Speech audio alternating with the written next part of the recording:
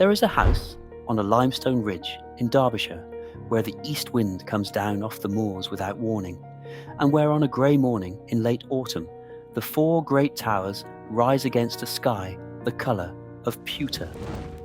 And if you arrive before the coaches and the gift shop tills and the volunteers in their period costume, you will see something that should not exist.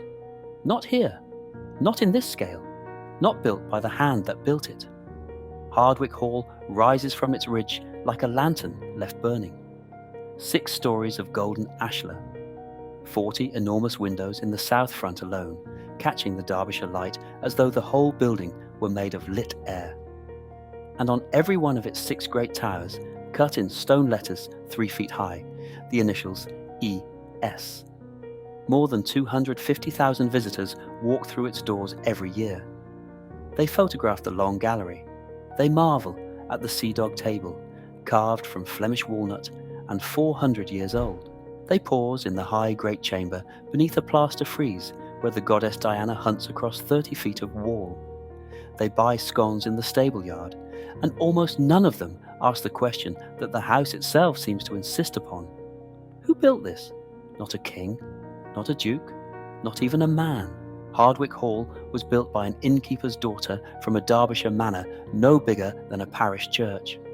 A woman who was born with nothing, who married 4 times and buried 3 of them, who at the age of 70 had herself hauled up a wooden scaffold to inspect the cornice of a frieze, who carved her own initials onto the sky. Hardwick Hall is one of the most beloved houses in England. It has been voted among the finest surviving Elizabethan buildings in Europe.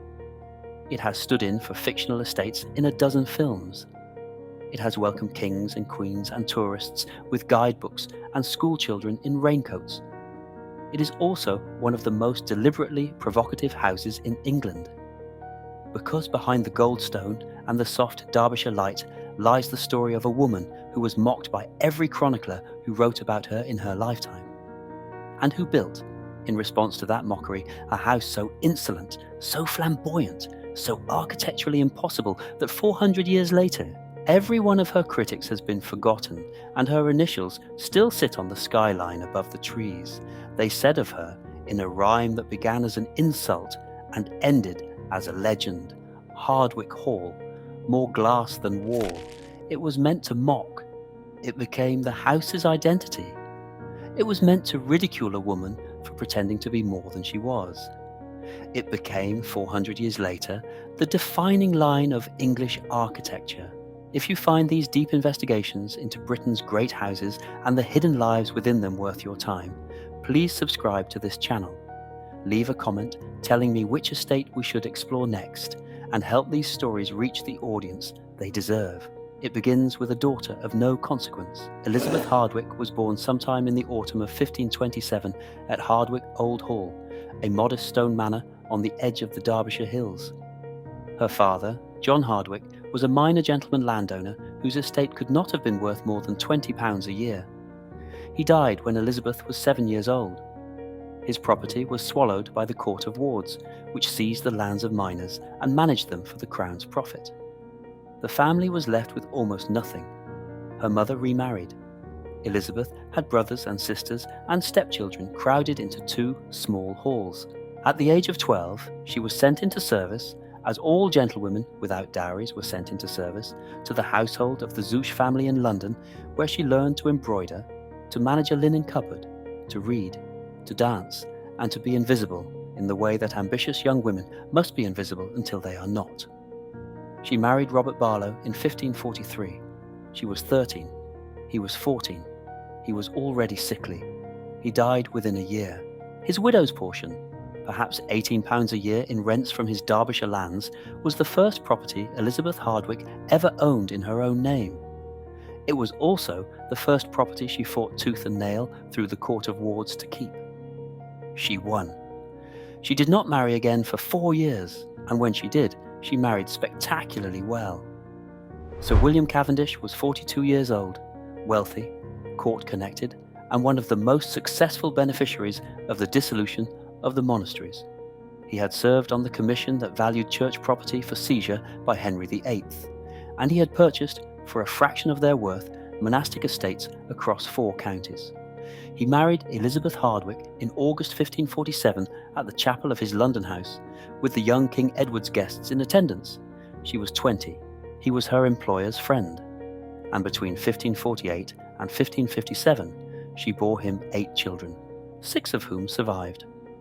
It was Cavendish who introduced Elizabeth to Chatsworth. They purchased the estate in 1549 and began building the first great Cavendish house there, a square tower house with a view across the Derwent, the foundations of which still lie beneath the Chatsworth most people know today. Elizabeth chose the site. She hired the masons. She managed the accounts.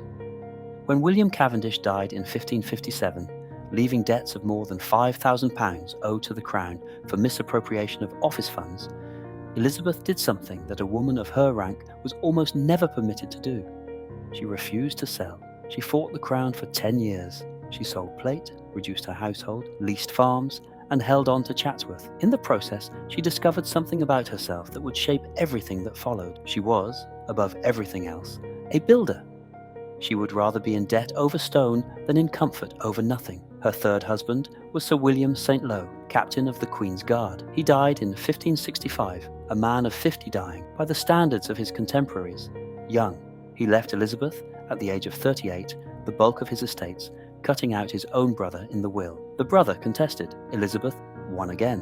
By 1567, she had survived 3 marriages, raised 6 children, managed a great estate, cleared the last of the Cavendish debts, and was the mistress of lands in Derbyshire, Nottinghamshire, Leicestershire, and Somerset. And that year, at the age of 40, she married George Talbot, 6th Earl of Shrewsbury, the richest peer in England. It should have been the summit of her life. It became the longest disaster of it.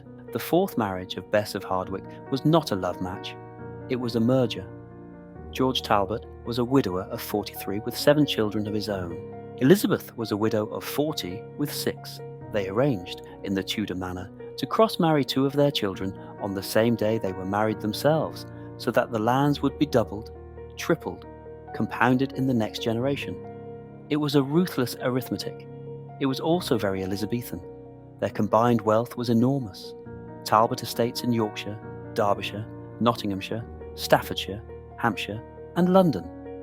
Cavendish estates in 6 counties, ironworks at Sheffield, coal mines at Chesterfield, lead mines in the Peak, glassworks, corn mills, quarries. Between them, the Earl and Countess of Shrewsbury were almost certainly the wealthiest couple in Elizabethan England, second only to the Queen. In 1569, 2 years into the marriage, Elizabeth Tudor made George Talbot an offer he could not refuse. She handed him custody of her cousin. Mary Stuart had fled Scotland in the spring of 1568, cast a boat across the Solway Firth in a desperate attempt to throw herself on her English cousin's mercy. Elizabeth had not expected her, did not want her, and could neither execute her nor send her home. What the Queen required was a jailer rich enough to keep a fallen queen in the manner of a queen, and loyal enough to be trusted with the realm's most dangerous prisoner. George Talbot was both. For the next 15.5 years, Mary Queen of Scots lived in the Shrewsbury's houses. She was moved between Tutbury, Wingfield Manor, Sheffield Castle, Sheffield Manor, Chatsworth, and Buxton, depending on which property needed cleaning, which needed fumigating, which was deemed secure, which was deemed too porous. She had her own household of 48 servants. She had a throne, a canopy of state, her own chapel, her own chef. She was a queen. She was a prisoner. The cost of keeping her was ruinous. Elizabeth Hardwick and Mary Stuart sat together in needlework rooms in Sheffield and at Chatsworth and stitched. Some of their collaborations survive. Panels of emblematic embroidery in the Victoria and Albert Museum, worked in silk and silver thread, with Mary's crown monogram and Elizabeth's initials ES placed carefully apart. The 2 queens behind the 4 walls were, by turns, friends, rivals, confidants, and political hostages of one another's gossip. It ruined the Shrewsbury marriage. By 1583, the Earl had accused his wife of almost every indiscretion Elizabethan gossip could invent. He said she had taken Leicester as her lover. He said she had encouraged Mary in dangerous correspondence. He said she was embezzling Talbot money to enrich her Cavendish children.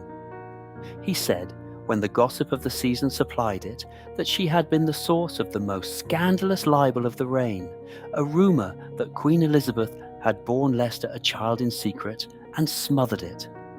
All of this was almost certainly false. All of this was humiliating.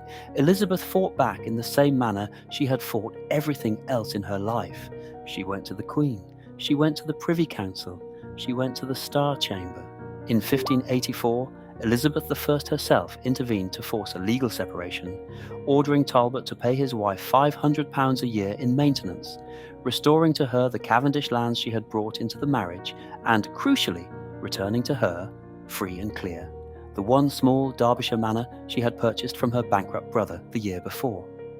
Hardwick, the manor of her birth, the estate her father had died seized of, the Court of Wards, land her mother had lost. Bess was 57 years old, officially separated, a public laughingstock at court, and back on the ridge where she had been a child. She did what she had always done. She began to build. The first building campaign at Hardwick was a renovation of the Old Hall. Between 1584 and 1591, Bess poured money into the house her father had once owned, transforming a modest stone manor into a vast, rambling, confused palace of bay windows and decorative plasterwork and long prospects. She was not, at this stage, building to astonish. She was building to survive. Then, on the 18th of November, 1590, George Talbot died. The news reached Bess at Hardwick 4 days later. Within a month, she was wearing mourning. Within 3 months, she had collected, through her late husband's will and the decisions of the courts, more than £60,000 in cash and plate, an unimaginable fortune, the rough equivalent of £20 million today. Within a year, she had ordered the demolition of one wing of the Old Hall. Within 18 months, the foundations of a second hall were being cut from the ridge 100 yards to the west. This was not a house. This was a statement. She hired Robert Smithson, the most accomplished architect of Elizabethan England, the man who had designed Longleat and Wollerton Hall, and she did something no private patron in England had ever done before. She instructed him to make the windows bigger than the walls. Glass in 1590 was obscenely expensive. It was imported, it was hand-blown, it was taxed. A single leaded pane cost more than a ploughman's yearly wage.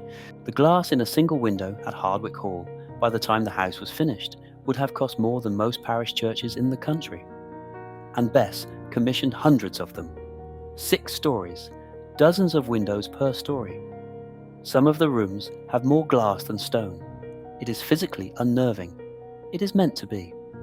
On every one of the 6 great towers that crown the roofline, she placed a parapet of her own initials, 3 feet high, cut in stone, visible from the valley floor, visible from the Chatsworth approach, visible from every neighbouring estate for miles. E.S. Elizabeth Shrewsbury. The woman the court had mocked for marrying above herself was now carving her social signature onto the Derbyshire sky. The court laughed. The court was appalled. A courtier named Sir John Harrington wrote to a friend that Bess was building to outface her betters. A cousin of Burghley's wrote that the house was a monstrous vanity, fit for no queen save one who rules nothing. The rhyme started somewhere in Elizabethan London, and it did what the best mockery always does. It stuck. Hardwick Hall. More glass than wall.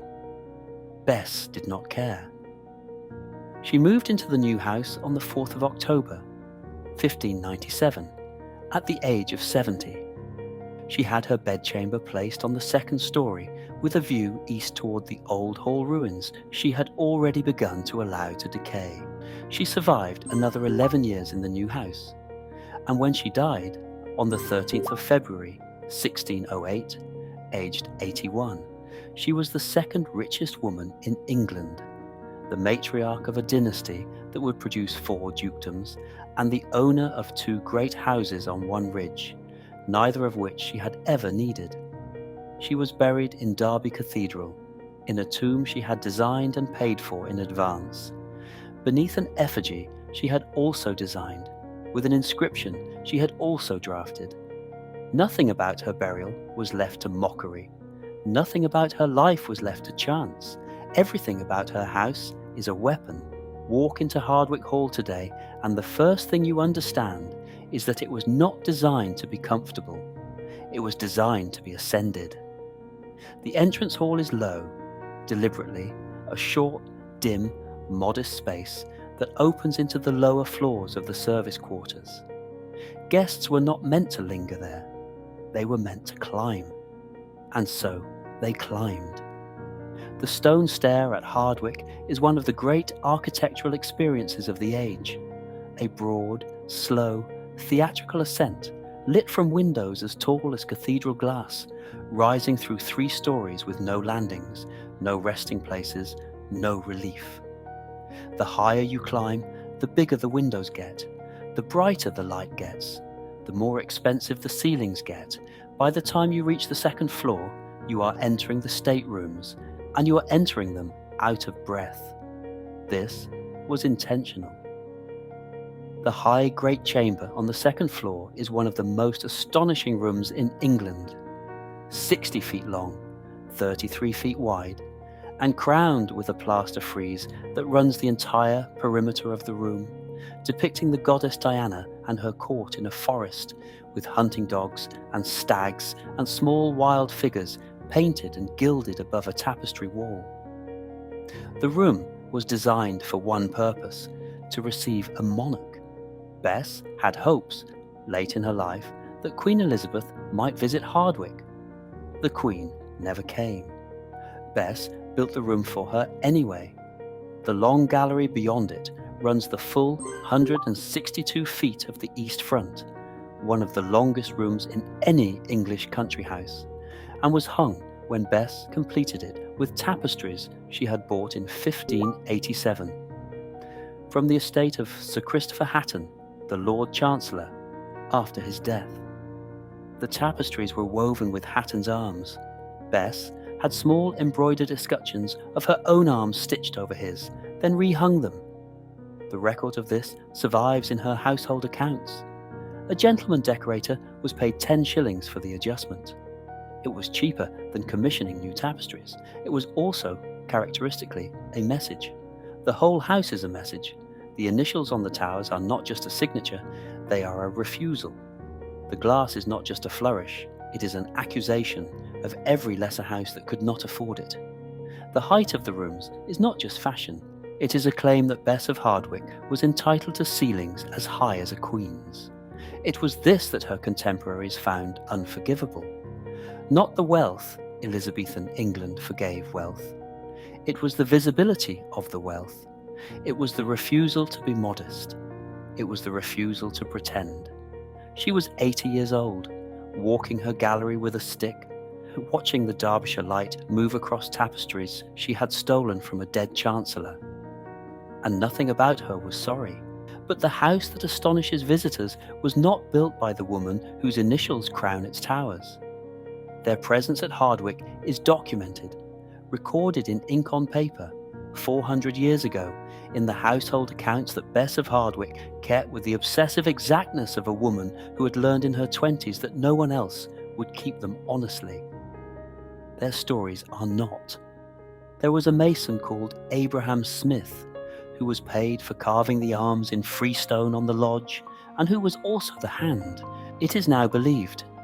Behind the great plaster, Diana frieze, in the high great chamber. We do not know where he came from. We do not know where he went. We know he was paid 40 shillings and sixpence for the frieze, and that his name appears 6 times in Bess's accounts between 1591 and 1598, and then disappears. There was a plasterer called Thomas Acres, who cast the fireplaces in black stone inlaid with pink alabaster, fireplaces that visitors still photograph today, and whose wages are recorded at 10 pence a day. There was a glazier called Richard Snidel, who fitted the Hardwick windows and was paid in sums so precisely documented that you can reconstruct from the accounts exactly how many days he worked on which front of the house. There was a labourer called Harry of the Moor, who who was paid for carrying stone from the Old Hucknall quarry 3 miles east of the site, in a cart drawn by oxen he did not own. He was paid 3d a day. He appears in the accounts for 16 months. Then he does not. There were women too, though fewer names survive.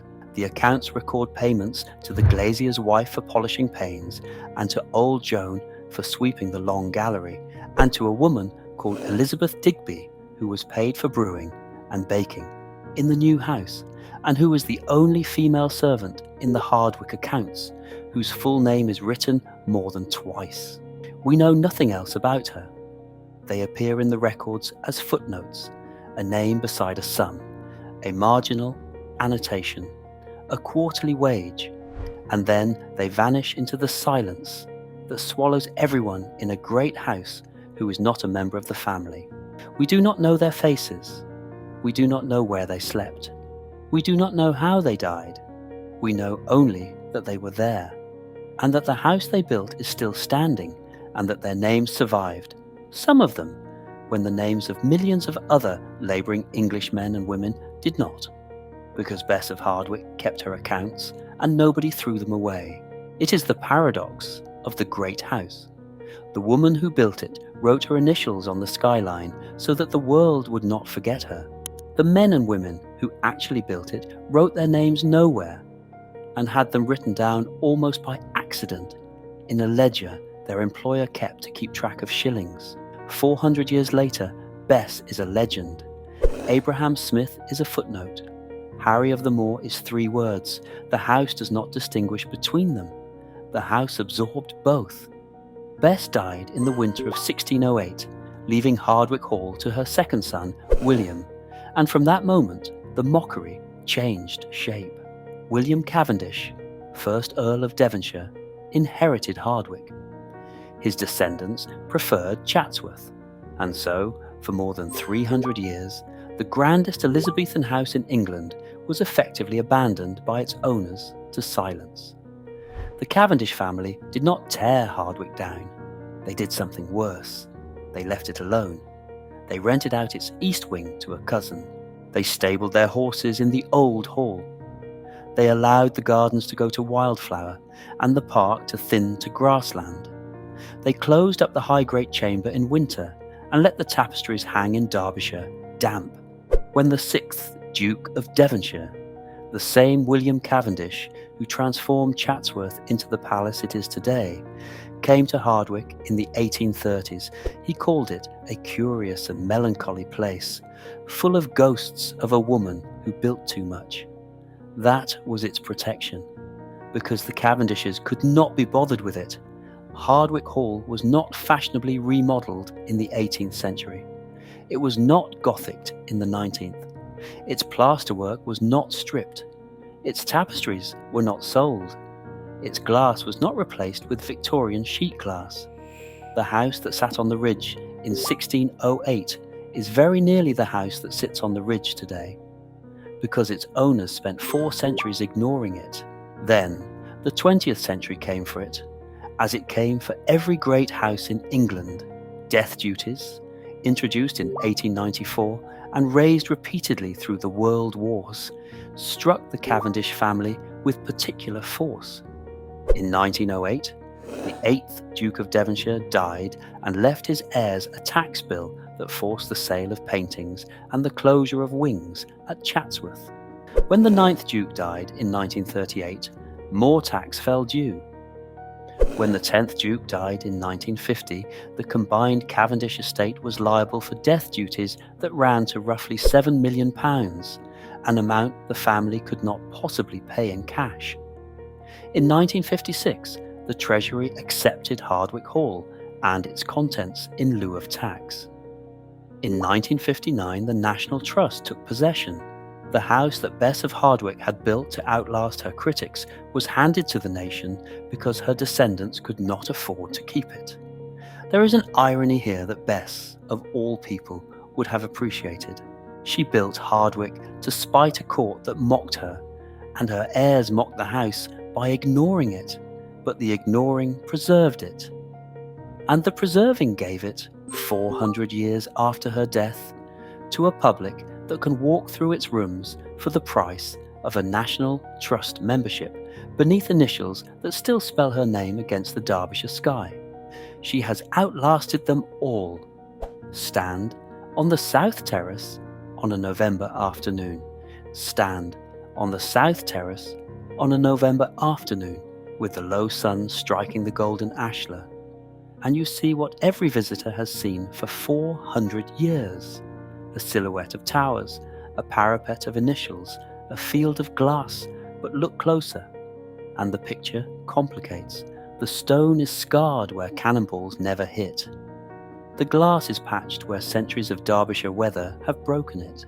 The initials on the towers have been recut twice, once in 1844, once in 1989, because limestone in open air does not survive without maintenance. The towers are shorter than they look, optical tricks of perspective that Smithson engineered into the proportions. The whole building is a staged effect. Hardwick Hall is not one house. It is a monument built by a woman who had been told all her life that she was nothing, to a woman who had decided that she was everything on the exact patch of ground where she had been born, with nothing. It is an architectural act of biography. It is a refusal, cut in stone, to let the record of a life be written by its mockers. Bess built the towers to be seen. Bess built the windows to be impossible. Bess built the initials to be the first thing a traveller would notice on the ridge, and the last thing they would remember when they left. She needed to be remembered. She needed to be feared. She needed to be correct in the judgment her contemporaries had passed on her. Yes, she had married above herself. Yes, she had outlived everyone. Yes, she had built bigger and brighter and higher than was decent for a woman of her origins, and she needed to survive that judgment and render it absurd. She succeeded. The house gave her what she wanted. The house always gives. That is its genius. And that is its cost, because what the house also preserves, carefully, neutrally, without comment, is the names of the Abraham Smiths and the Harrys of the Moor and the Elizabeth Digbys, without whom no initial could ever have been cut into any tower. Bess paid them. Bess wrote them down. Bess did not commemorate them. 400 years later, they are the footnotes in a story about a woman whose initials are cut 3 feet high in stone. Hardwick Hall asks the same question that all great houses ask, but with a sharpness that none of the others quite match. Who does a building belong to? The woman who built it to answer her critics? The heirs who ignored it for 3 centuries? The treasury that accepted it as payment for a tax bill she never imagined? The National Trust that now charges admission at a gatehouse her masons built? The men and women whose hands shaped every block of its stone and whose names appear, if at all, in a ledger nobody has ever read in full?